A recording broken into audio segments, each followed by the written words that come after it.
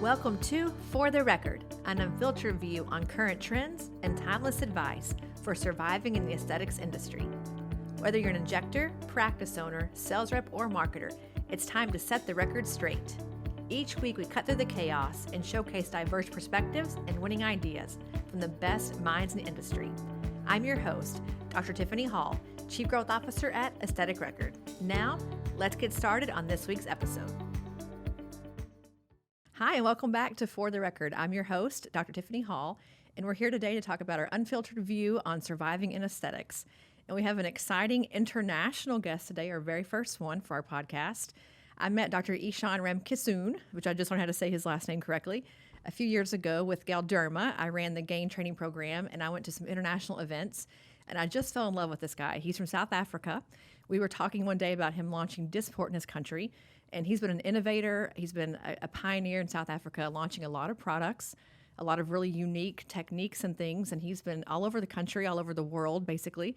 He just told me he's been to 14 countries in 12 months before COVID. So he's an international stage presence, and he's teaching and training all over the world. And we have him here today on our podcast. So we're so excited to have you. He's a dermatologist, like I said, in South Africa, runs 2 successful clinics there, and again, trains all the time as well. So his thought leadership is really leading the charge for HA fillers, for neurotoxins all around the world. So welcome to our podcast. Well, thank you for having me. And it's quite an introduction, so I'm really privileged to be here. Well, I was fascinated with you when I met you. I think we really were talking about Dysport. You're about to launch it in South Africa. I think it has a different name there, though, than Dysport. Am I correct in that? Is it No, something we still different? have it as Dysport. Yep. It's just marketed Okay. by a different company. And I do the training for them as well. The international world is so different than the U.S. world.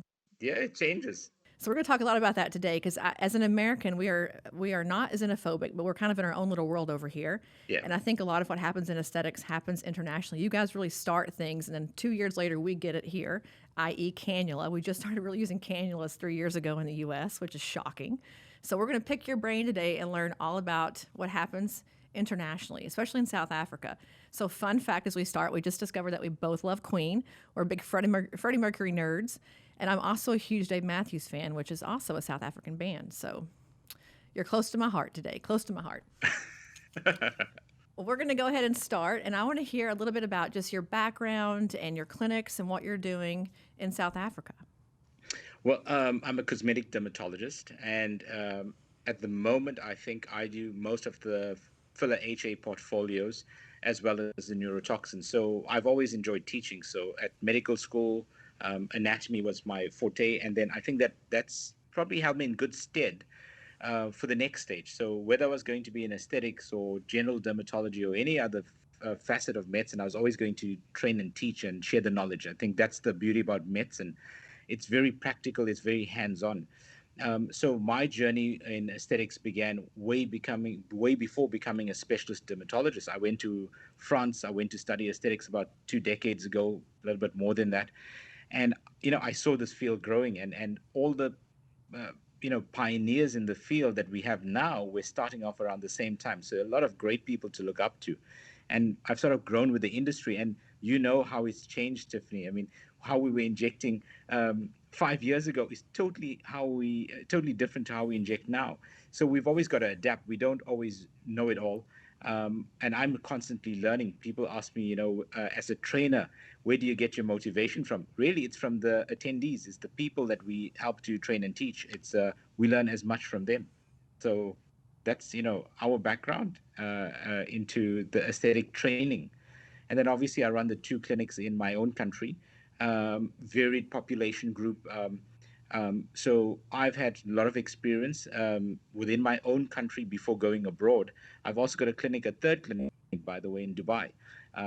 So that's also a different interest group, different ethnicity, different requirements, different vision on beauty. So over the last few years, I've really focused on that personalization aspect of beautification.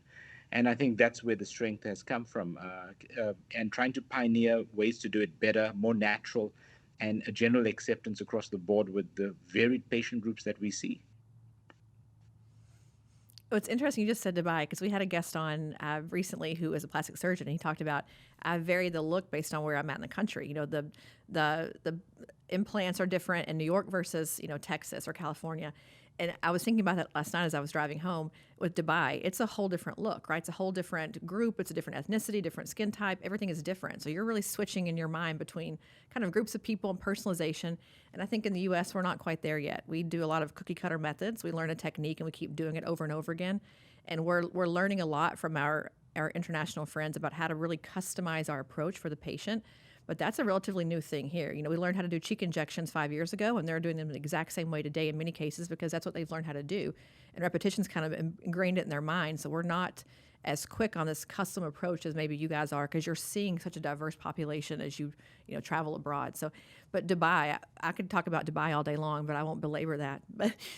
But as an entrepreneur, that's a big swing from a training, a big trainer to like owning clinics. What's the hardest thing about owning clinics? Like, what's it like to be an entrepreneur? Uh, Keeping your practice alive. When I was traveling a lot in 2019, you for every week I really had to factor in how much time I was willing to spend away, and the maximum I worked out was 5 working days and 2 travel days in between. So that's a week gone out of every month, and you lose those patients. So it's a commitment. If you're going to be a trainer and teacher, the problem with having a clinic that runs and functions is that you may lose a lot of patients because you're not seeing them. You have to be present. But I don't foresee myself giving up on the practice. Some international trainers just train, that's all they do. And my laboratory for doing aesthetic treatments and learning is my own practice. Some of the techniques, I watched some really popular doctors in the US do a technique that I did in January on tear troughs with cannulas, and it's being used all over the world. And I've been doing that technique for 8 years. So, where did I start off? It started off in my practice and having friends that I had learned different techniques from, and you make it your own at some stage and you improve.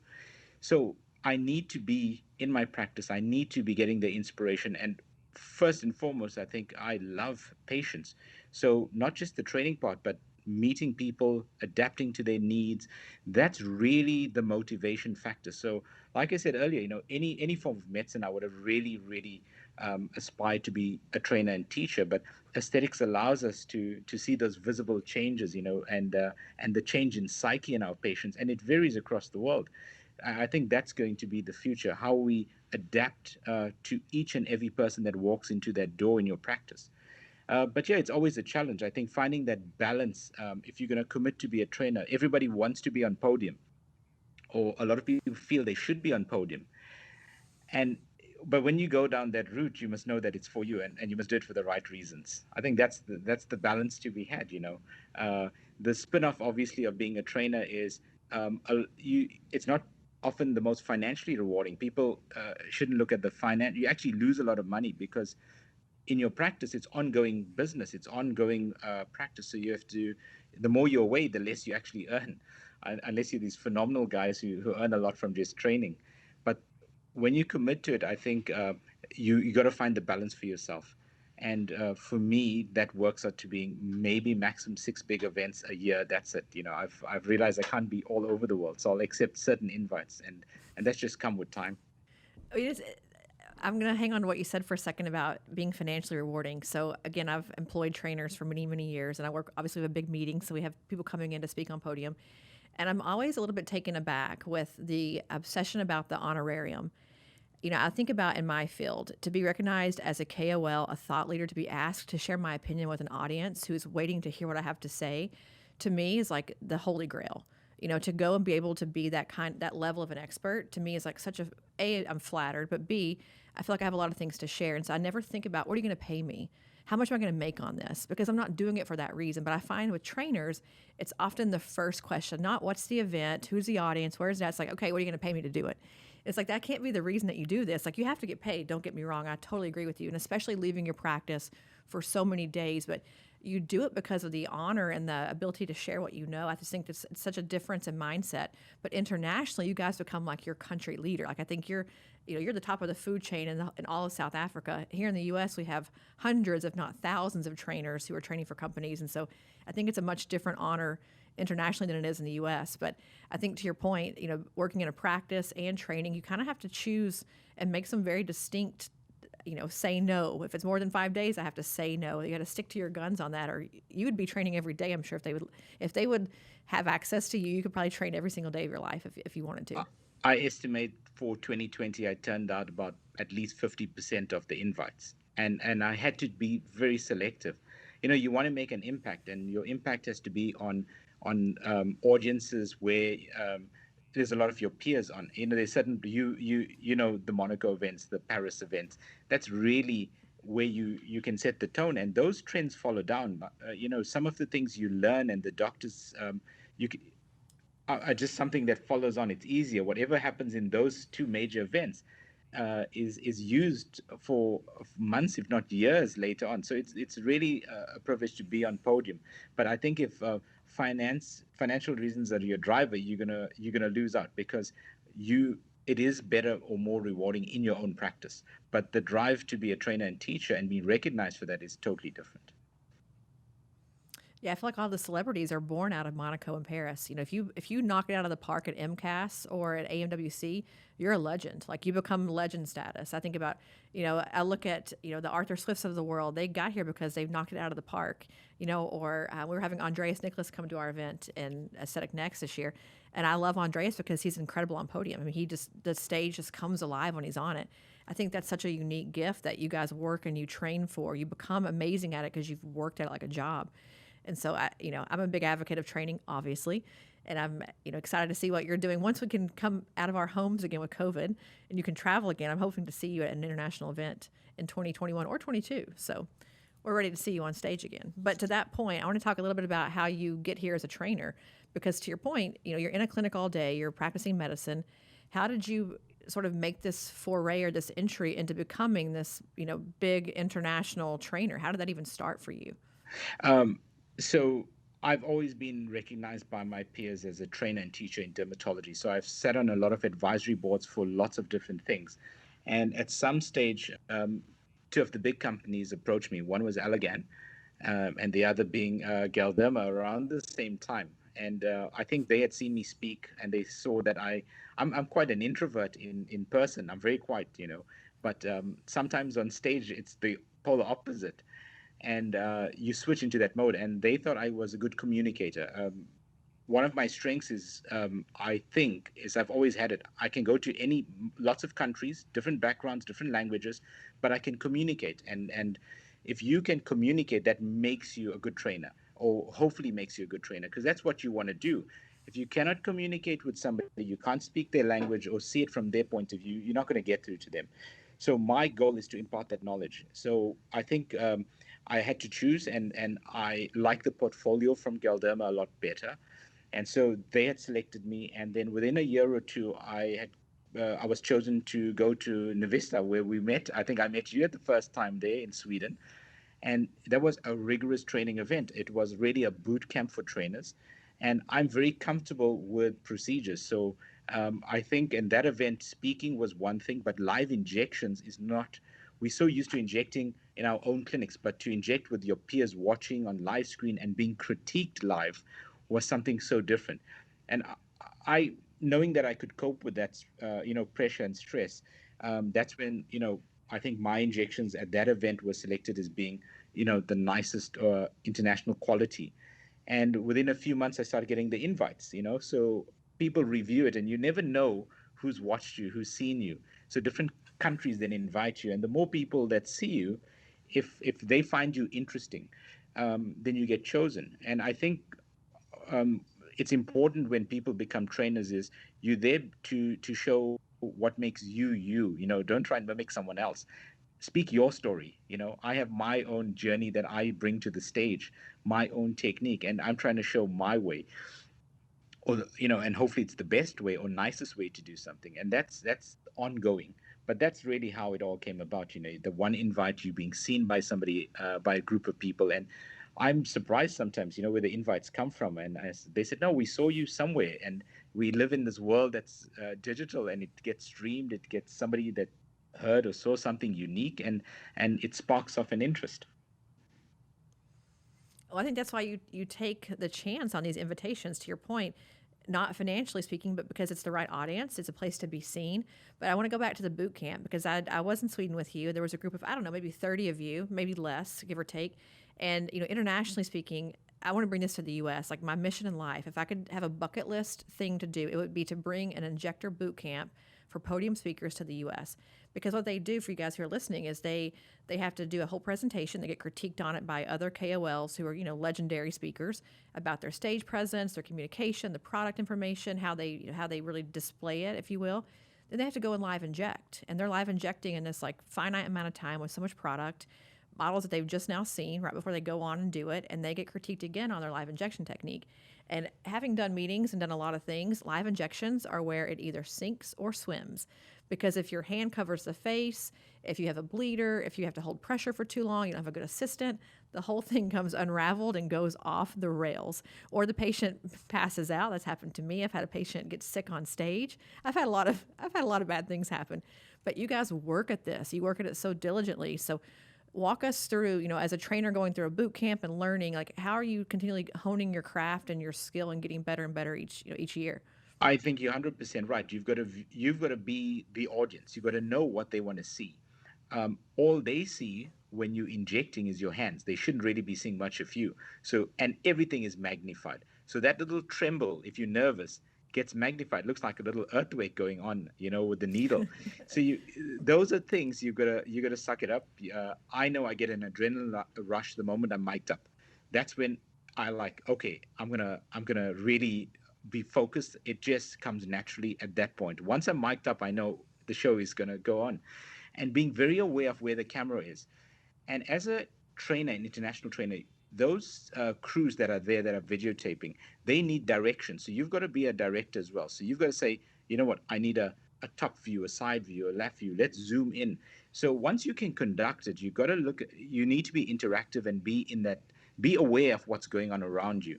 And I normally speak to the patients beforehand. So I prep my patients because I've never met them before. I've met them a day or at best a day, but normally it's just 2 or 3 hours before.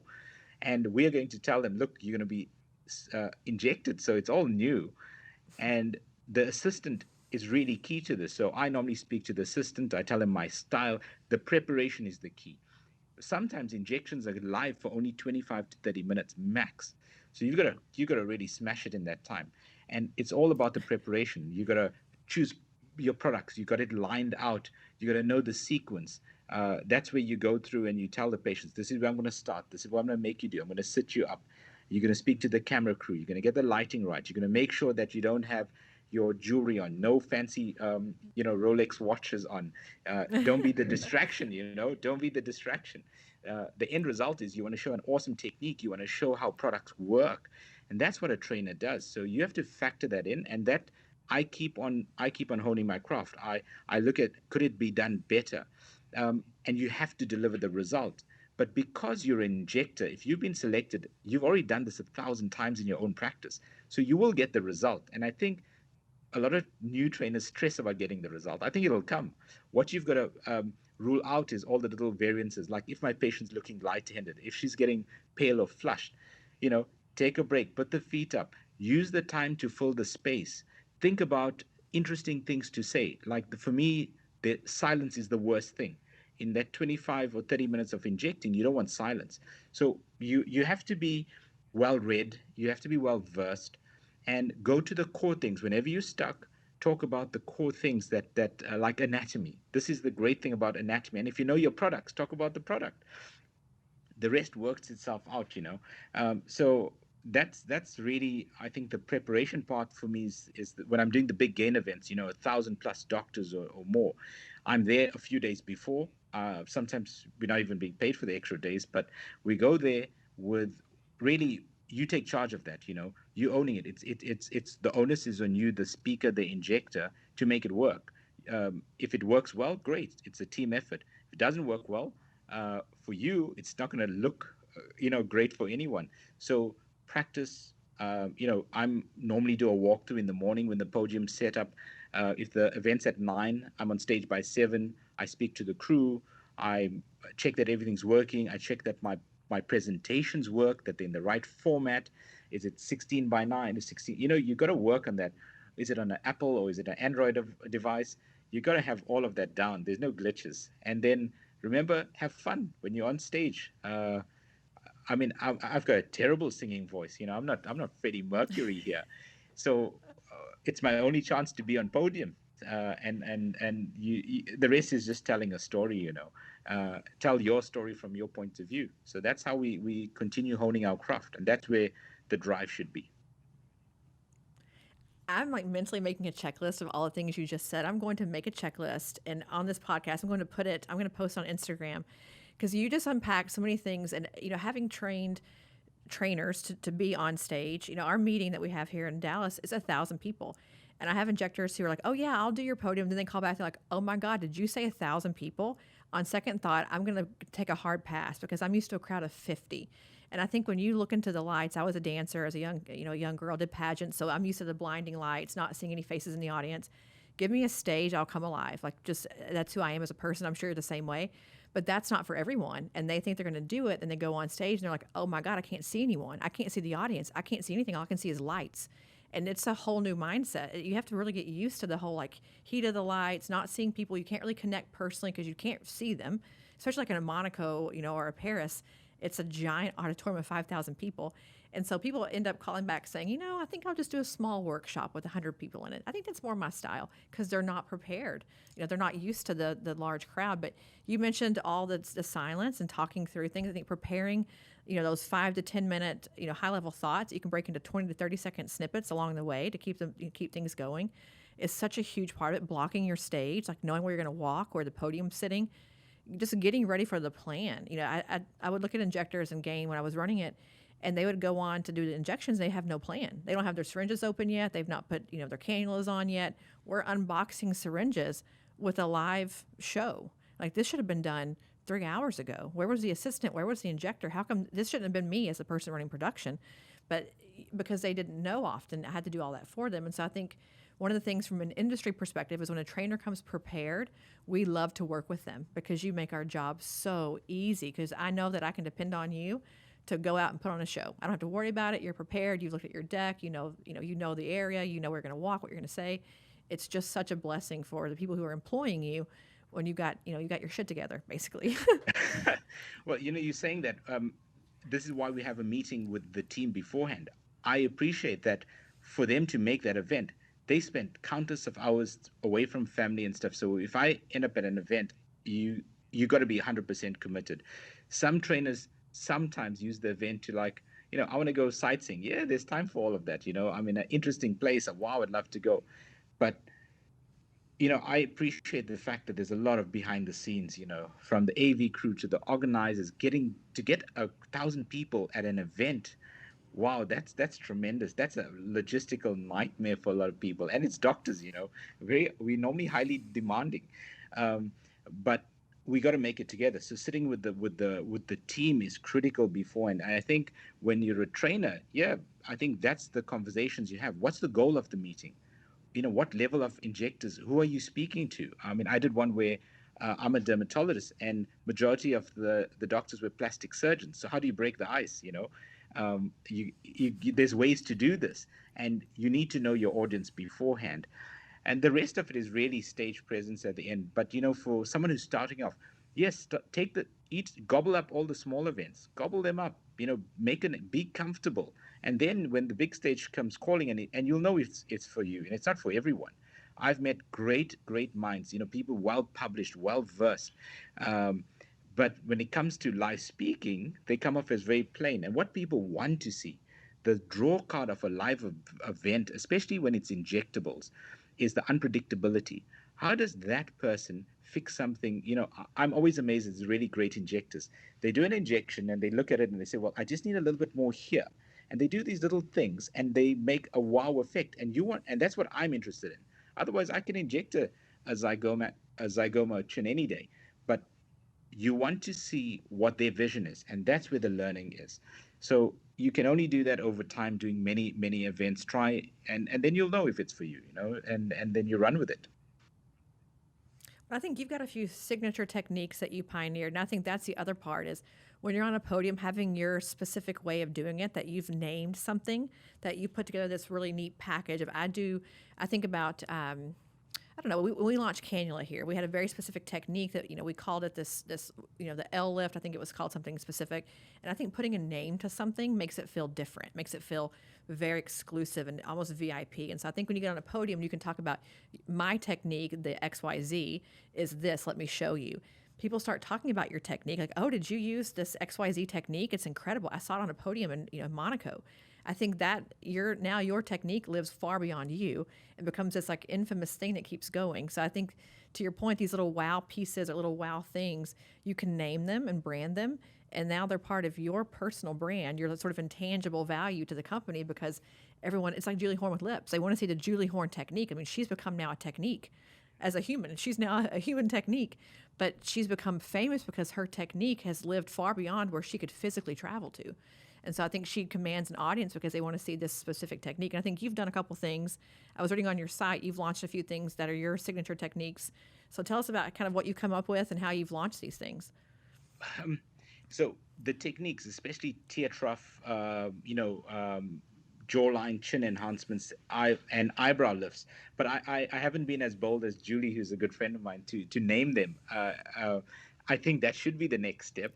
I tend to still, because as a trainer I speak anatomically, I still name things in a certain way that I perform it. So maybe in the next few months I'll take your advice and maybe I'll name it, the the Dr. Ishaan, technique or something. But as a trainer, I want to live beyond trends, and for me, things do change, and I adapt all the time. So maybe it'll end up being one technique, and I'll adapt it later and say it's modified. But ultimately, I think my branding is all about beautification through personalization. So that is me. So there's no one way of doing anything. I did a demo 2 weeks ago for the Big Gain event in South Africa, and I was able to exhibit different techniques in the same patient on a 50-50 split with cannulas, with needles. And I was listening to one of our colleagues who put a post out about, whether I should just be exclusive needles or cannula. He says, well, try having your soup with a fork if that's the only thing that's there. It's not, not possible. So we have to be adept. So I don't think I have named anything particular, but my signature technique is really more the visual of how I approach tear troughs as a trainer, as an injector, and it has worked. I mean, I've been doing it for at least 7 or 8 years, and that trend has followed throughout worldwide. So it hasn't carried my name, and maybe I'm not so smart on branding, but I should be doing it. And let's see maybe I'll call it something the next time I post it. Let's see what happens with it. After this podcast, you're going to have your name on everything. You better be branding everything. Because I do think, but I look at Julie, and because she's, she didn't name her technique. It just kind of became, she actually named it something different, but it became the Julie Horn technique. Yeah, the keyhole. But it's now, we just say Julie Horn because it's easy, because her name has become synonymous with lip injection. So I do think there's value in it, because as a marketing person for a company, like for Galderma, for instance, or for Allergan or whomever, they name their techniques. And so as a sales rep with Galderma, I would have to hear about the Allergan V1, V2, V3 all the time. Oh, I do, Mauricio's V1, V2, V3 technique. And it's because it's stuck, because people could remember it and they learned it and they saw it enough. But to your point, you lose out on the personalization. Now, Julie does a beautiful job with still personalizing lips. She just uses more of a mindset as she does it. But I think a lot of people don't. They'd say, it's this way and only this way. I have a good friend who's a plastic surgeon, facial plastic, and he says, if I have a knife in my hand or if I have a butter knife and I have to do a facelift, I'll figure it out. Like being good at the thing, knowing your anatomy, knowing the tissue, the plane, whatever you give me in my hand, I'll find a way to make it look beautiful. It's more about knowing what you want your result to be and then working backward to get there. So to your point, in the U.S., we didn't use cannulas effectively until really 3 years ago, because people just weren't prepared to do it. They hadn't been taught. And you guys have been doing it for, I don't know, how many decades you've been using cannula and internationally? I've been using it for about 10 plus years. It's obviously different types. I've actually settled on just one type that works for me. And it was interesting. It was in Monaco. I'd done the training village for Galderma. And we had a little event on the side. And one of the US doctors, I think it was Dr. Konodia, had done some presentation, walked into this little room and met me. And he says, I just did this needleless technique. And I said, oh, you do use cannulas? And he said, yeah. And I said, well, I've been using it for a while. And for me, it speaks safety. It speaks to a way of addressing certain concerns. And people are fearful of something new. But wow, I mean, if you guys are using cannulas now, they're going to find injecting so much more fun. It's new tools to deliver better results. It's safer results. And that's I can't do without either. I mean, yes, if you give me just needles, I'll do the job, but you need to be able to do both. Whoever is in front of you, you need to be able to offer the best technique with the best products. So I think, yeah, that's going to be interesting. I Love to just had come my demo in the. sculpture done. Oh yeah, come to the U.S. I just had sculpture done. I don't know, a few like 6 or 7 days ago. And, you have one port entry, and you can do like the entire cheek. Depending on the length of your cannula. As far as for the patient's comfort, one stick, and you can basically seed the grass, how we say it in the U.S. for the whole face of sculpture. It's remarkable. So for one, I'm very glad it's here now. I think it's changed the entire game for the U.S. I think we now care about adverse events far more than we ever have before because Yes. we're seeing the Yeah. difference with cannula. We have clinics here. I know this will shock you, who don't have hyaluronidase in their clinic at all. They have no Wow. access to it. They don't Yes. have it, and they believe that they're going to be able to inject 1,000 patients and have no issue. It happens to people on stage all the time who are like yourself, who are brilliant physicians Yeah. who've been training for years. It's a law of averages. Even if you're careful and you know your anatomy, things still happen. So I think cannula has really helped in the U.S. to almost put a band-aid over clinics who may not be as safe or may not have the right plan, in case of an adverse event. It's almost helped them to stay afloat because they're having less and less problems because of using Yes. cannula. So it's been a huge help for us in the U.S. Big help.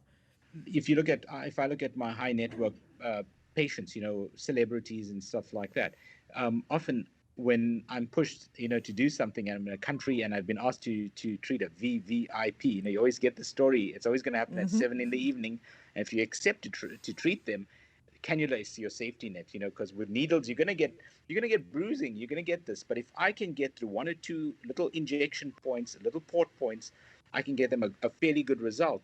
That works, so you've got to be able to use all of these tools.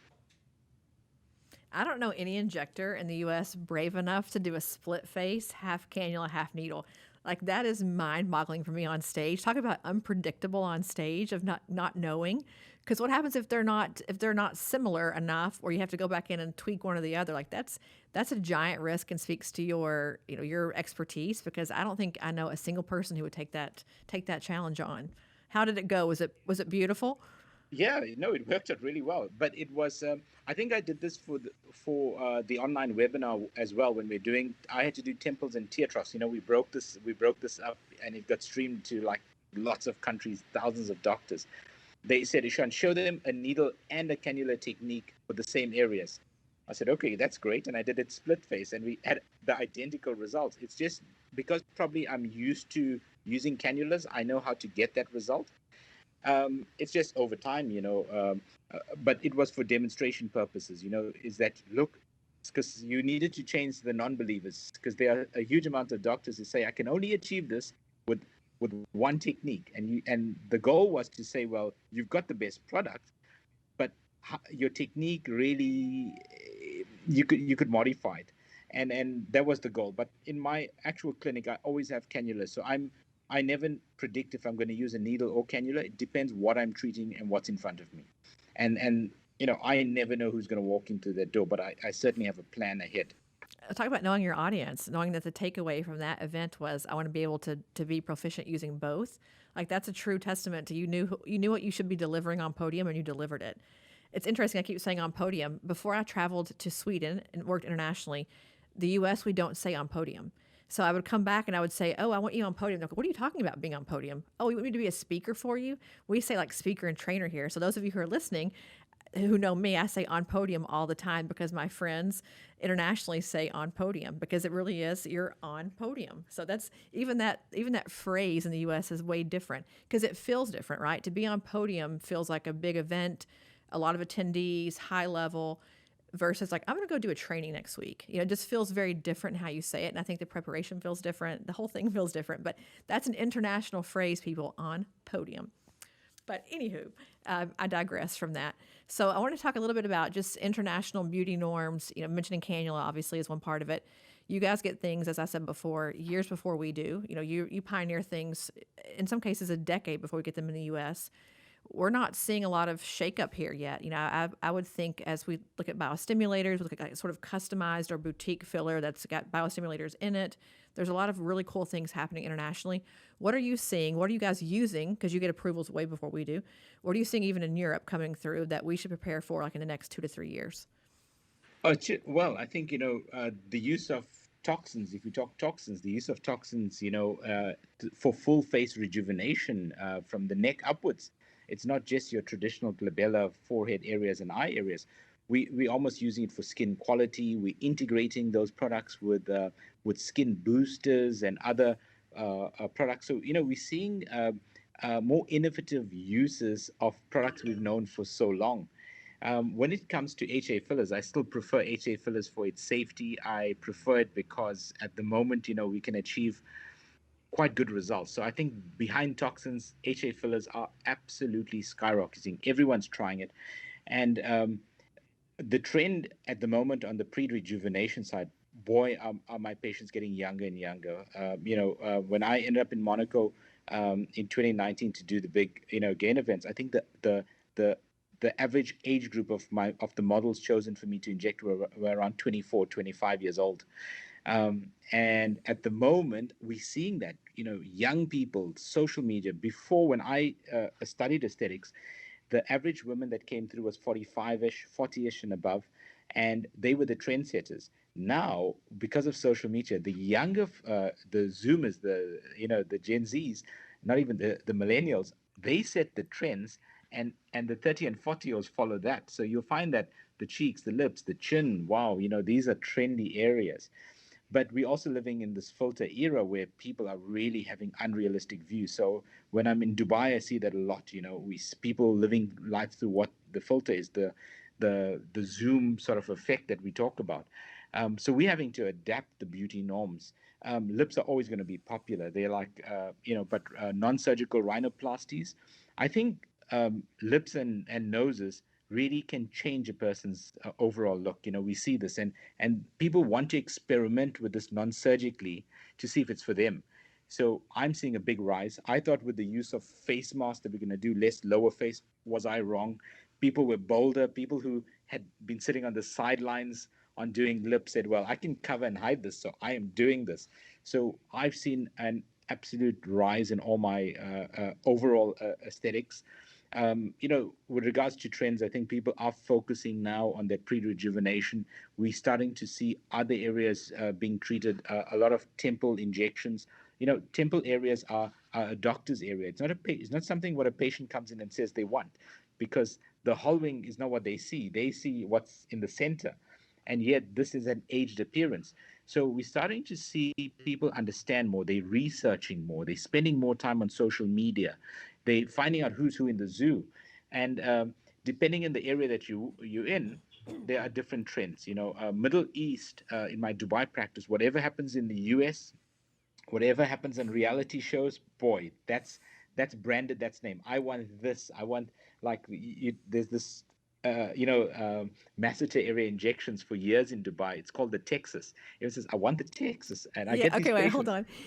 on.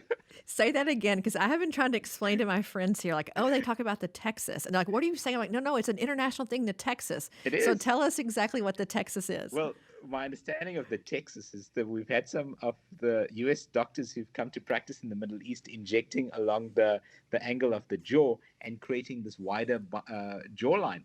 And and they just call it the Texas. So whenever you go over the last few years as a trainer, you often get asked to train. The doctors will ask, say, can you show me how to do the Texas, and then you have to sift through what is the Texas. So yes, if you're in the Middle East, the Texas is a very popular treatment.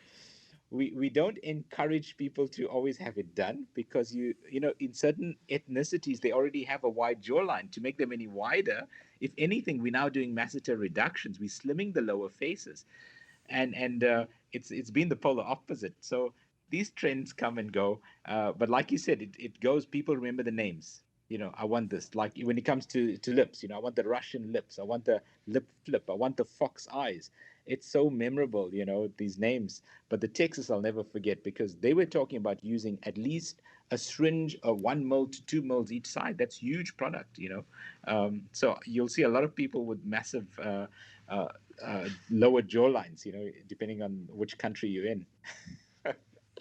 We do a lot of jaw work here, a lot of mandibular border work. We just put a video out for company Renuva. They have a fat, like an allograft matrix that grows fat, and we do a lot of jawline work. But I've got probably 15 cc's of filler in my jaw because I have no jaw, I have no chin. So like we're building, to your point, we're building beautification. And in the U.S., it's interesting here. For many many years, we've talked about anti-aging. We've been obsessed with restoring your youth, getting rid of your wrinkles. I think that's old news. Like we still Yeah, do it. It's still part of. yeah, I mean, it's still a big part of the practice. But from a marketing perspective, we're now in beautification. We're in prejuvenation. To your point, we're yeah, looking at making a fox eye, making a chiseled jaw. I've had. I don't know if you guys use deoxycholic acid much over there. I think you do. It's Kybella yeah, here. It's something different there. But I had buccal fat reduction done 2 years ago to get rid of yeah, my. I've got little fat cheeks, like a little cherub, a little angel. Little fat cheeks. And I had that done 2 years ago. And people thought I was crazy. Like, well, you don't have a fat face. I'm like, but it changed my entire face shape.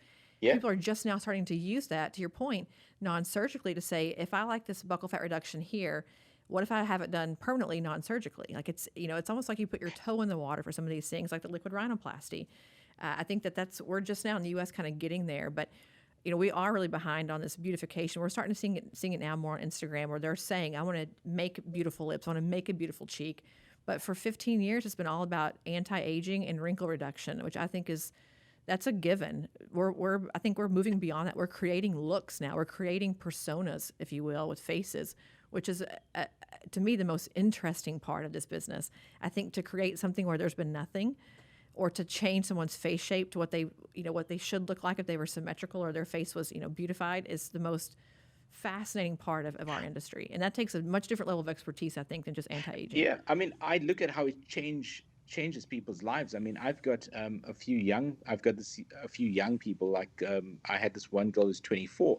She was told that she's got a very retrograde, very reduced chin, and she's beautiful from above up. And I had not realized that she had had 3 consultations with maxillofacial surgeons to elongate her jawline by having massive surgery. And she comes in and she says, I'd researched you on your Instagram and stuff, and we know you're an injector. Can you do anything? And I took a mill of product. It's the highest G prime filler on the world, and I injected her and I elongated her chin. She cried. She was there with her mother. She's 23 years old, and I posted this on. I just couldn't believe the reaction, and I did not know that from the age of about 14, this young girl had been told you can only fix it with surgery. Surgery. Look, she'll have that overbite. Um, you know, in the dentition, but that was not what drove her. What drove her was the fact that it almost looked like she had a chin that was cut off. And we extended Mm-hmm. this, and it took me probably 5 minutes, and it was just the nicest thing. So beautification, yes, I 100%. And even if we look back when we talk anti-aging, it was still beautification, but just the age group and proportions are different, and we have more tools. We're understanding products better. We have a better understanding of anatomy. The only thing as a trainer I find hard to teach when I deal with doctors is my vision of what beautiful is. Every doctor has their own vision. That varies within a city, within a practice amongst different individuals, within countries, within different zones of the world. So for me, I think that's shaping a doctor has throughout his life. So what suits me as beautiful is my own take, and to make my own patients happy, they have to identify with that. And if we meet in the middle and we're both happy, then we go ahead with the treatment. But sometimes I'm strong enough in my practice to say, look, your aesthetic needs are beyond what I'm willing to give. So, you have someone who's got full lips and wants these massive lips. That's not my vision of beauty. So, you know, I think that's where we're going with aesthetics. We have more tools, but the patients, they find it difficult to choose. There's no public teaching. How do you select your doctor? Do you base it on what is my? I mean, I have the least amount of followers on social media because I'm not really good at it. And the future, the younger people who go to see doctors are basing it not based on expertise. They're basing on followers. So if a doctor has 50,000 followers, wow, they must be good, they got 50,000.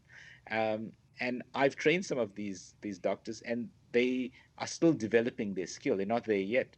And yet you look at some really great, talented international injectors. Some of them don't even have a social media profile yet. Um, so I think it's a difficult minefield for patients to choose the right person. But it's a double-edged sword, social media. Well, I agree with you because I think about hiring a marketing director. I want to say to these patients, are you hiring the marketing director or the injector? Because the marketing director made them famous on social media. Didn't make them a good injector, but to your point, there's friends. I have friends here in the U.S. who are phenomenal, injectors, clinical researchers, are leading FDA trials, and they have like 100 followers. Like it's not important to them; it's not part of their world. But right now, you're not relevant if you don't have Instagram, if you don't have a social media following, which is a very tragic thing. We want to be in medicine and aesthetics like a specialty, recognized as a specialty. Because in the U.S., we don't have really aesthetic training programs in medical school. We don't have them in nursing or PA school. But it's like at the same time, we're basing our entire research of who to choose on social media. So are we really a specialty? I don't know. You wouldn't choose your heart transplant surgeon based on his social media following. You would choose the best surgeon in the country. So it's like we want to be real, but then at the same time, we're also pop culture and popular. We have a lot of polls here in the U.S. where you can vote for like the best injectors in America. And I see people who are on that list who I know don't belong there, but they have a huge social following. Yeah. And not because they're not great, because they're just not ready yet. They're at year 2 in injecting. You can't be a best injector in the country as a 2-year injector. You need to be a 5, 10. You need to have thousands of patients that you have cases for. You need to have been able to do high risk areas, fix an adverse event, fix someone else's work, dissolve filler, re-inject. Like there's like a bucket list for me or a checklist of things to become a great injector. But they have a great social following and they get votes. And so these votes dictate who's the best ones in the country. And so now manufacturers use that list to pick trainers. It's like, whoa, guys, this is not this is not the list that we should be looking at. Let's look at their caseload, their work, how they present on a podium, have they done their homework? It becomes very convoluted, if you will, because social media is such a big driver. But to your point, I have no chin either. And I think chins are also a doctor area, just like temples. Patients don't come in and say, I need to have my chin injected. But you can look at a patient within a second and look at their face and say, your lips are huge and you have no chin. We've got to get that fixed immediately. Yeah. But that's not a patient-driven decision. It's usually someone like you saying, these proportions just don't work. We've got to get your chin done. And then the patient's like, I don't want to pay for that. What do you mean my chin's not good? They have no idea why you're telling them. And then they get it done and they're like, oh my God, this is life-changing. And then they cry in your chair. So it's full circle, if you will. That's what's helped me the most being a trainer.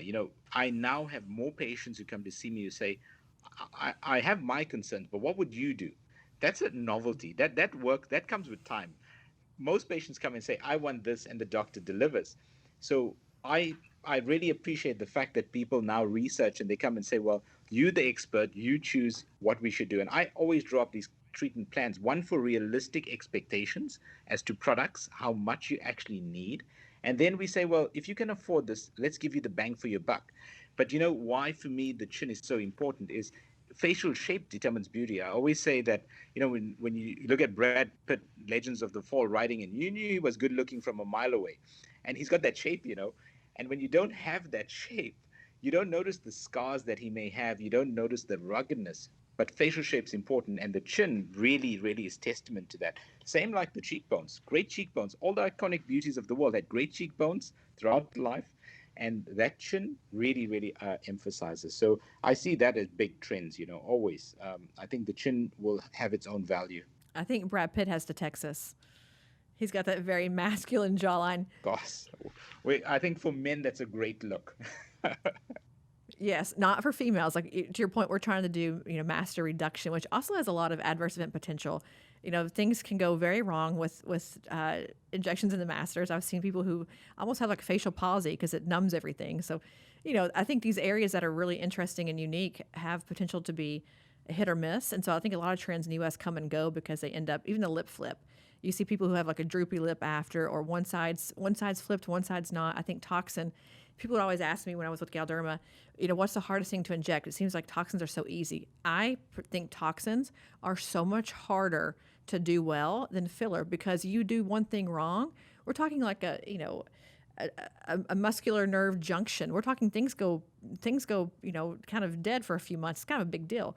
And now we have these long-term toxins coming out, 6 months of efficacy. Imagine dropping a brow. now for 6 months. I think you've got to be a fantastic injector to use these Yes. long-term toxins. I just think toxins are risky. I 100%. I did an advisory board meeting in Miami in 2019, and it was based on this. Let's create a longer acting toxin.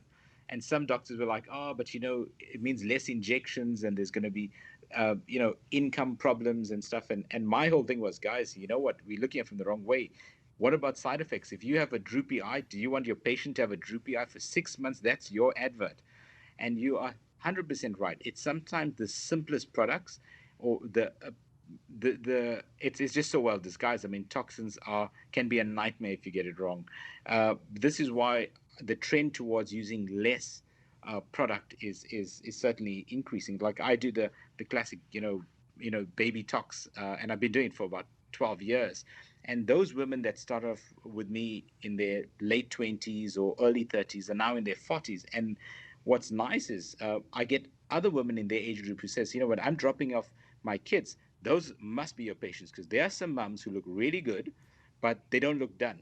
And that's because we started this journey a long time ago. So, I've always been fairly conservative in the way I manage my patients, with this simple goal being, it must look natural. I inject my own wife in that same way, and sometimes her friends don't know. Her newer friends. Oh, we didn't know you had stuff done, but of course, this is what we're doing. So big It trends. just looks good. Yeah. And I think that's the excitement about what we do, isn't it? It's transformative, and I think it is still medicine. This is the difficulty a lot of doctors in training sessions have. They can't divide the fact that they see aesthetics as this sideshow, the glamour, when it is aesthetic medicine, because it is still anatomy needed. It's still knowing about products. It's still injecting, so it's still core medicine. And that's the evolution of the speciality. It's no more this, it is glamorized, but we've got so many people now contributing to the hardcore foundation knowledge of it. You look at your Sebastian Cotofana, you look at Luis Avalar, you look at all these guys. They're contributing more to our knowledge. So it's not just, oh, I think you look great having your cheeks done or your lips done. No, there's a reason why you can do things. So we only going to get better, with this. And yeah, I find this interesting. You said the US is catching up, but do you know all the doctors that I sort of pay attention to in the US are really well recognized, because what if you do something in the US, that trend flies through the rest of the world. If I was in the US and if I name something, I'm guaranteed that it'll be followed by a bigger audience, because people look to the US. They look to the US for the latest and the latest innovation. So I think what you do in upskilling doctors in your own country really will benefit the global stage a lot better. It's I may not necessarily follow the doctor in Norway, but I'll certainly follow someone in the US because they have a bigger presence. And this, we must take advantage of this, upskill all our colleagues so that they use their big platform to sort of speak true of what the aesthetic norms are and the best way to do it. So the reason that things come to the U.S. so delayed is because of our FDA. We can't get things approved. So you see products who, yeah, I think about the Refine Define here in the U.S. It was in Europe, a decade almost before it came here. So we're delayed because we don't have access. So luckily, a lot of our doctors go internationally. They learn with people like you, and they come back and talk about it, and they become experts because they've had physical hands-on, experience. But the other part of that, which I think is such a unique piece of international training that you mentioned earlier, is access to training here is very hard. We don't do a lot of training outside of manufacturers. And so you think about a Galderma and Allergan, these companies, they're bound by the FDA. They're bound by on-label. I know in Europe when I would train with those guys, like, what do you mean on-label? We can say whatever we want to say. The Yeah. slide deck is curated. You don't put your own slides on. The curated slide deck is what you present, the way it's written. You can change nothing. We only can inject on label, and so a lot of the trainings in the U.S. are free because, to your point, we have a lot of moonlighters, people who do this like a side business. It's their side thing, or they're just getting started. They don't want to go invest $1,000 in a training. They have people come in for free from the companies and teach them on label injections. And so our ability to be progressive is hindered by the FDA. Not that we're not pushing the envelope. I think people are doing that. They just as an industry group. We have that top tier who are innovative, doing, I think about Steve Weiner with ultrasounds. He's doing crazy impressive things with ultrasounds. But the average nurse injector here, the average doctor who's doing this as like a new thing, they have no access to training. So we do a lot of meetings now, things like what we're doing at our meeting in September to give them access to things that they wouldn't get otherwise. So we're a victim of things we can't control, unfortunately, here in the US, but that's getting better, getting a lot better. I think the other thing that you said is about the areas of the face. 10 years ago, we injected cheeks. Well, not even cheeks. We injected NLFs and lips. That was Yes. it as far as filler goes. Now we're looking at today we've talked about chin, we've talked about cheeks, we've talked about temples, we've talked about tear troughs and jaw lines. That's all new here. So I think to your point, as we become more sophisticated with the areas that we're injecting, we've got to become more sophisticated injectors. So you're seeing this I think shift in our industry in the US at least to true medicine, to anatomy training, to going back to basics, to thinking about this as a medical treatment and a procedure, not a Botox party. Because we have Botox parties here. It's a phenomenon, who knows? But it's a much different world now, true medical clinics, not just med spas. So I think we're finally on the uphill battle or the uphill shift for that to happen here in the US too. And I think the sharing of knowledge is getting a lot better. We all connected now, and online versus live meetings. I still love the live events. So I think the more we collaborate, I think the US is such a big, big, big area. It's always nice. I enjoy listening to speakers from the US. It gives them a different, gives me a different perspective. But also going there is always interesting. So hopefully in the future that happens, where we share that knowledge and we discuss different things. The safety of having products, though delayed sometimes, is that the indications change. The way we use products, we learn a little bit more. So we had the same problem initially where we would get products 2 or 3 years after Europe, but in that time we learned how better to use it. And because I'm in different countries, I now know product selection a lot better. So, maybe by the time a lot of things reach the US, we know precisely where to use things and we get the best results for our patients. So we'll have the US having the best results early on when they get products. Yeah, that's with skin boosters. Restylane Silk here, we use it totally different than you guys use it with the skin boosting. We don't have an approval here for skin boosters, so we couldn't tell if there was an actual dermal improvement. So we couldn't get the FDA to pass even the request, the approval for the application wouldn't even come through. But okay, our last question, because I think this part's fascinating. So you've launched many things in your country, like you've launched the first and ever of XYZ. So you're the face of these brands. Like you are dictating what people say about for example, Dysport for now until forever, because you're the guy who's launching them. What's it like for that kind of pressure? How do you prepare for that? And is that something that is important to you? Do you care about that? Give us your rock star mind. Give us your Freddie Mercury mindset about that. Freddie Mercury. Well, only put your only take on what you believe in. Number one, I'm happy and I sleep well at night knowing that I'm not just speaking on behalf because I'm getting paid. I'm certainly not doing it for those reasons. I really truly believe in what I'm doing. I believe in the companies I deal with, the products I deal with, and I think once you commit to that, then it's easy. And obviously reputation comes down. You at the in 2 or 3 years we don't want to be associated. We worked hard for our degrees. I've worked very hard to get my accreditations for different things. And so when people listen to me, they need to know that I'm credible. And credibility takes a long time to earn, but just one bad decision, and you put your name behind things, it could crumble. And that's not where I want to be ever. So that pressure really is not so much for me because I research. I always ask all the right questions. When a company approaches me and says, and irrespective of what that company is, I say, give me the data. I'd like to review it on my own. What are your expectations? What's my role? Who are you? Who's your market? Because I wouldn't want, for example, a skin lightening product to be launched in my country for whatever reason. I really research it. And if I'm committed and I know it's going to do good for my industry, then I'll put in the hard yards for you. I always do that, and so it takes a lot of pressure off. A lot of this I just enjoy it. It's. I'm sure when you watch that movie with Bohemian Rhapsody, there's a point where it just comes alive when you're on stage. So being behind brands, doing these launches, there's an excitement, there's an adrenaline rush without a doubt, but it's fun. I find it fun, and I like the fact that I make lots of friends wherever I go. And that's probably why my extended global family, I get messages from people in the oddest countries and oddest places in the world. And also advice. I mean, when there's an emergency, I'll get phoned at like FaceTime at 1 o'clock in the morning because somebody's got a vascular event. But it was a trainer that we had met along the way, and they desperate in time of need. You phone, and we all connected. So I'm happy to respond to that. So that pressure, when I look at it, it's not so much pressure. I actually don't really feel a lot of it. I think maybe when I started, it was there, but at the moment, no.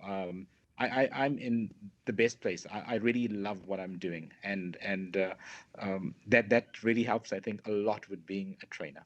Well, I love what you said about researching it and believing in it, because I think oftentimes because you're on the study or because it's a chance to be the guy or the woman, people take these opportunities, then they end up regretting them because they didn't do their homework or they were kind of sold a bill of goods that didn't come to fruition. So I love the fact that you said I love to do it because I believe in it. I've spent the time to make sure it's the right fit for me, for my brand, for my country. I think that's really good advice. But we have been together for a whole hour. It's shocking. I could talk to you all day long. My mind right now is racing of all the things I want to go like write and produce and build right now after talking to you. So We're going to do episode 2. yeah, we do. We're going to have a part 2. We're going to get you in the U.S. at our meeting next year. 100%. You're coming to Aesthetic Next 2022 in Dallas. Mark it on your. I'm going to send you the dates today. Put it on your calendar. But for the record, you have been a fantastic, wonderful, amazing guest. I could really talk to you all day long. You are speaking to my heart about being a great trainer, preparing your craft, working through it, really perfecting everything that you're doing. And I love watching you on social media, although you don't think you have a lot of followers. You have one here in the U.S. for sure. And I can't wait to see what you do this year with, coming out of the cocoon with COVID and being all over the world. So thank you for coming on. And any last words you want to share with us or parting wisdom, we'd love to hear it. No, I just want to thank you for having me on the show and for giving me this platform to express, what I'm passionate about. And hopefully it helps others and inspires others that no matter where they come from, what tiny little part of the world, or even from the big cities in the US, that if they want to do this and spread the knowledge, that they just need to commit to it and really just follow your passion. So I'm doing what I love. Wouldn't have it any other way. So I hope everybody else chooses that path that makes them happy. Well, guys, go right now and look up Dr. Ishaan Ramkisson. Give us your Instagram handle before we go. I think it's at Dr. Ishaan Ramkisson. Yep, that's it. You see, I told you. We'll put it in the. I'll send it. You're bad at social. You don't even know your own Instagram handle. Are you crazy? No, we will write it down because you have lots of letters in your name. So we'll make sure we put that out. But again, thank you so much. Enjoy your evening in South Africa, and we will talk to you next time. Thanks so much, Tiffany. Bye. Bye, guys. Thanks for listening to another episode of For the Record. This podcast is not intended to provide legal or medical advice. It's for entertainment, education, and information purposes only. For more information on this week's guest or to get started with Aesthetic Record, email us at info@aestheticrecord.com. Be sure to tune in next week for more fresh perspectives on disrupting the status quo and surviving in the aesthetics industry.